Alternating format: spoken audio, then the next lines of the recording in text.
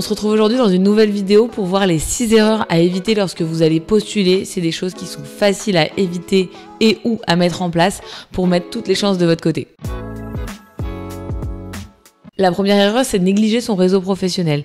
Le réseau, que vous soyez en recherche aujourd'hui ou pas, c'est votre première porte d'entrée dans un cabinet pour une collaboration ou potentiellement pour autre chose à l'avenir dans un cabinet. Donc, encore une fois, allez à des événements, parlez à vos confrères, posez des questions sur le cabinet et ce, même si aujourd'hui vous êtes très bien dans votre poste actuel. La deuxième erreur qui arrive régulièrement, c'est se précipiter dans le premier cabinet qui vous fait une proposition ou sur lequel vous voyez passer une offre. On le sait, souvent quand vous êtes en recherche d'un nouveau cabinet, c'est parfois dans une période de stress. Vous pouvez avoir peur de ne pas trouver ce que vous voulez et vous partez d'un cabinet parce qu'il y a pas mal d'éléments qu'il vous manque. Mais posez-vous 5 minutes, posez-vous les questions des valeurs que vous voulez retrouver, de la perspective que vous voulez avoir dans ce cabinet, de la place que vous voulez avoir, des dossiers que vous voulez traiter et finalement de votre place globale au sein de ce collectif. Et ça vous permettra de manière reposée, avec un pied de recul, de vous dire si oui ou non ce cabinet est fait pour vous. La troisième erreur, et pas des moindres honnêtement, c'est sous-estimer le CV et parfois la lettre de motivation. On reçoit tous les jours des CV d'avocats et d'ailleurs, face à la difficulté d'avoir des CV clairs, précis, qui vont droit au but, on a créé 3 modèles de CV que vous pouvez télécharger. On vous mettra tout en lien de la vidéo. Mais l'idée, c'est vraiment d'aller droit au but, de mettre en avant les moments clés de votre carrière, de mettre en gras les termes qui vont intéresser l'associé. À la fin de la lecture d'un CV, l'objectif, c'est de décrocher un entretien. C'est pas que l'associé ait compris à 100% ce que vous avez fait au sein de toutes vos collaborations. Partez aussi du principe qu'un avocat qui va lire votre CV ou un recruteur, un DRH par exemple, restera toujours moins d'1 minute sur votre CV. Donc soyez vraiment impactant sur tout ce que vous allez dire dans votre CV et posez-vous la question, si vous recevez ce CV, est-ce qu'il serait agréable ou non à lire ?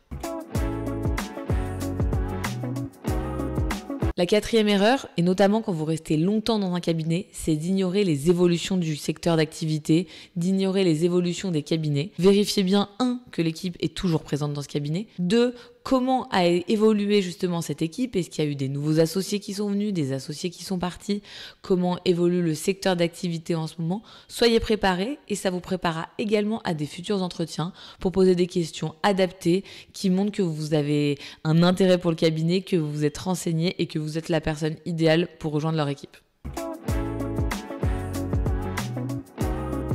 La 5e erreur, c'est de manquer de clarté sur vos objectifs professionnels.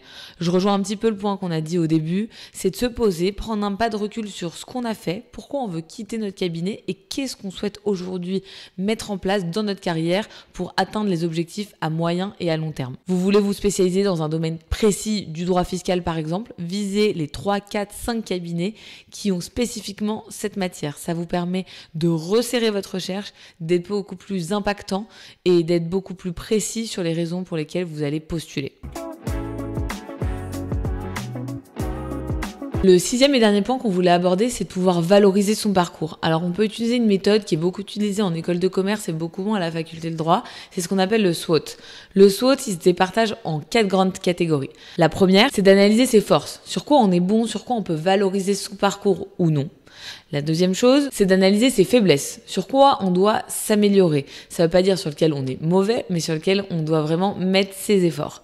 Et une fois qu'on l'a analysé, c'est beaucoup plus simple de pouvoir le vendre ou en tout cas de bien s'exprimer sur le sujet au cours d'un entretien. La troisième chose sur laquelle le SWOT interagit, c'est sur les opportunités. Sur quoi vous pouvez vous saisir, quels sont les sujets sur lesquels potentiellement vous n'êtes pas encore 100% à l'aise, mais vous pouvez avoir une longueur d'avance et vous pouvez avoir un intérêt si le cabinet vient vous chercher. Et enfin, quelles sont les menaces que vous devez anticiper, comment un concurrent ou finalement un candidat face à vous pourrait vous devancer. Et si vous avez pu bien identifier cette menace, vous allez pouvoir ainsi le prendre part à ce sujet et avoir encore une fois une longueur d'avance pour pas vous faire devancer par ce candidat qui est en concurrence avec vous. Prendre en considération les différents éléments qu'on a vus et les pièges, ça vous permet vraiment d'anticiper des points sur lesquels vous êtes plus ou moins à l'aise Évidemment, il y a des fois où vous n'allez pas pouvoir tout anticiper, mais si déjà vous faites ces 6 points-là, je suis persuadée que vous allez éliminer beaucoup de difficultés au cours de vos entretiens. Si vous avez encore des questions, si vous avez besoin d'être coaché, accompagné et surtout trouver la collaboration idéale, évidemment, faites appel à nos agents. On vous met tous les liens dans la description de cette vidéo.